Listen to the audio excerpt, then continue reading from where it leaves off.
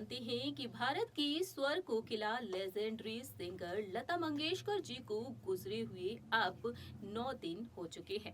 लता मंगेशकर जी 6 फरवरी की सुबह 8:12 पर मुंबई के ब्रीच कैंडी हॉस्पिटल में अंतिम सांसें ली थी। बता दें आपको, मल्टी ऑर्गेन फेलियर के चलते लता मंगेशकर जी का निधन हो गया। वो सुरीली आवाज जो आज हमारे बीच मौजूद है, लेकिन लता मंगेशकर जी हमारे बीच नहीं है। हमेशा ही उनकी सुरीली आवाज हमारे बीच गूंजती रहेगी। लता मंगेशकर जी के गुजर जाने के बाद बॉलीवुड इंडस्ट्री के तमाम सितारे अपने दिल के दर्द को बयां कर रहे हैं। अपने दुख को जाहिर करते हुए कई राज खोलते हुए भी देखे जा रहे हैं। एक बार फिर से हम बात करेंगे एक और मशहूर हस्ती के बारे में, किस तरह से उन्होंने बताया है कि लता मंगेशकर जी ने उनके बचपन को भी अमर कर दिया है। नमस्कार, स्वागत है आपका हमारे चैनल नेक्स्ट 9 न्यूज में। मैं आपकी होस्ट एंड दोस्त प्रांशु राठौर आप सभी को बताने जा रही हूँ एक और ऐसे इंटरव्यू के बारे में। बॉलीवुड की एक और मशहूर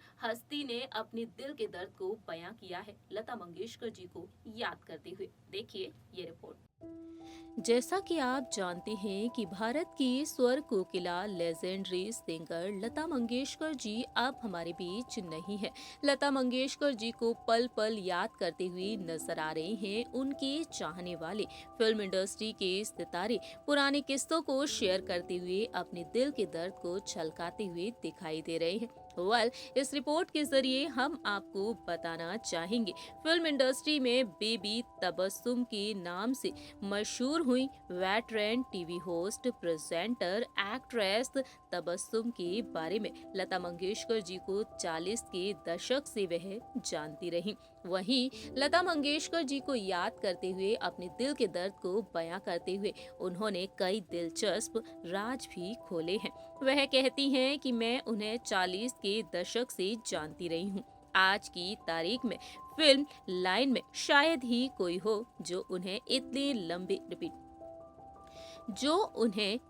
लंबे वक्त से जानता हो, या उतना वक्त उनके साथ गुजारा हो, या फिर उनका प्लेबैक लिया हो। वह लता मंगेशकर जी को याद करते हुए और भी तमाम बातें शेयर की। उन्होंने बताया वेटरन एक्ट्रेस नरगिस के बारे में। मैंने एक्ट्रेस नरगिस जी के साथ जो नरगिस फिल्म की थी, वह उनकी तीसरी फिल्म थी और वो फिल्म साल 1947 में रिलीज हुई थी। उसके बाद मैंने नरगिस जी के साथ बहुत काम किया। मैं उनके बचपन के रोल निभाया करती थी। खैर, लता मंगेशकर जी का साथ यूं हुआ कि उस वक्त के बहुत ही बड़े म्यूजिक डायरेक्टर हुआ करते थे हुस्न लाल और भगत राम। वो इंडिया की पहली म्यूजिक डायरेक्टर जोड़ी थी। दोनों ही भाई थे और उनके बाद संगीतकारों का जोड़ी में आने का सिलसिला शुरू हुआ। महल में जब लता मंगेशकर जी ने गाना गाया, उससे पहले उन्होंने बड़ी बहन में गाना गाया था। चुप चुप खड़े हो, रिपीट, चुप चुप खड़े हो जरूर कोई बात है, गाने के बोल थे और उसमें संगीत हुस्नलाल और भगत राम का था। वह गाना गीता बाली पर पिक्चराइज किया गया था। उसमें मैं भी काम कर रही थी। मैं काफी छोटी थी, बहुत बोलती थी, हर जगह घुस जाया करती थी। उस दौर में ऐसा नहीं हुआ करता था कि कोई रिकॉर्डिंग रूम में घुस ना सके। उस रिकॉर्डिंग में लता मंगेशकर जी के साथ कोई और भी गाना गा रही थी। तब गीता दत्त और शमशाद बेगम भी पहुंच गईं। उस वक्त जब लता मंगेशकर जी को पता चला कि गीता दत्त और Shamshad Begum top most singer हैं, उन्होंने बीच में रिकॉर्डिंग में बाहर रिपीट और वह बीच रिकॉर्डिंग में बाहर निकल गई। गीता और शमशाद के पैर छूकर उन्होंने आशीर्वाद लिए। आज के सिंगर्स में ये बात शायद ही देखने को मिले। वह कहती हैं कि मैं बहुत ही लकी रही जो मुझे उनका लगातार साथ मिलता रहा। दीदार में उनका गाना था बचपन के दिन भुला ना देना, आज हंसे कल रुला ना देना। वह मुझ पर बलराज साहनी के बेटे परीक्षित इतना ही नहीं, तबस्सुम ने आगे बताया कि वह मुझ पर और बलराज साहनी के बेटे परीक्षित साहनी पर फिल्माया गया था। लता मंगेशकर जी मेरे लिए गाई थी। उस गाने को तकरीबन 70 साल हो चुके हैं, वह आज भी याद है। उस एक गाने ने तो मेरे बचपन को अमर कर दिया है। आज मैं 77 साल की हो चुकी हूँ, लेकिन लोग आज भी मुझे बेबी तबस्सुम ही कहकर पुकारते हैं। कुछ लोग तो सीनियर सिटीजन बेबी तबस्सुम भी बुलाते हैं। इतना ही नहीं, वह कहती हैं कि वह इसलिए कि मेरी उनसे अक्सर मुलाकात हुआ करती थी, खासकर उन दिनों में जब वह बीमार नहीं हुआ करती थी, बेहद यंग थी, अपने करियर के शबाब पर थी। मेरा तब एक प्रोग्राम टेलीकास्ट हुआ टीवी पर, फूल खिले गुलशन गुलशन। ये 70 के दशक की बात है और वह टीवी का पहला टॉक शो हुआ करते रिपीट और वह टीवी का पहला टॉक शो हुआ करता था जब मुंबई में दूरदर्शन आया ही था। वह टॉक शो 21 साल तक चला था और उस दौर के लोगों को उस शो के बारे में पता होगा। लता मंगेशकर जी को जब मैंने उस टॉक शो में बुलाने की कोशिश की, मैं उसमें उनका पहला इंटरव्यू करना चाहती थी, हालांकि तब वो नहीं आई।